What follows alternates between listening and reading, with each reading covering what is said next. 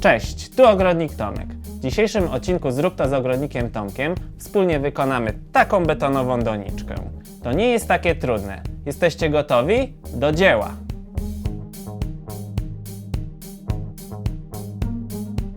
Potrzebne nam będą szablon, który znajdziesz w opisie tego filmiku, pianka modelarska, nożyk, marker, nożyczki, woda, papier ścierny, taśma klejąca, listewka do mieszania, beton, łopatka, doniczka z piaskiem, ziemia i rośliny. Na początku musimy odrysować wzór na piance. Zrób to bardzo dokładnie. Pomocny Ci będzie szablon, który pobierzesz z mojej strony. Następnie nożykiem wycinamy kształt po jego zewnętrznych krawędziach.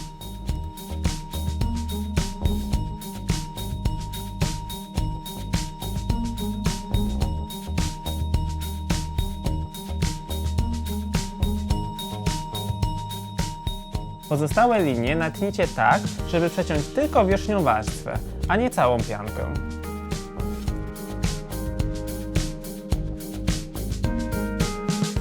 Rób to bardzo ostrożnie, żeby nie uszkodzić pianki.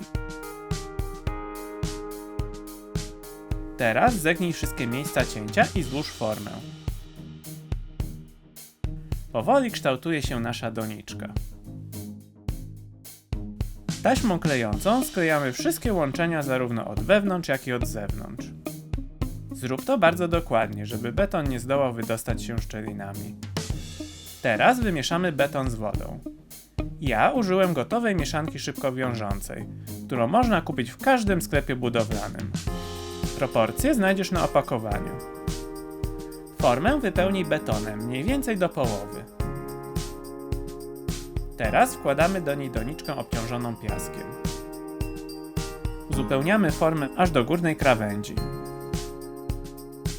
Dokładnie wyrównujemy palcem brzeg doniczki. Po 24 godzinach możemy rozciąć formę i wyjąć z niej doniczkę. Na koniec pozostaje nam wygładzenie wszystkich niedoskonałości. Nasza doniczka jest już gotowa. Teraz wystarczy, że posadzisz w niej swoją ulubioną roślinę. Ja posadziłem eszewerię.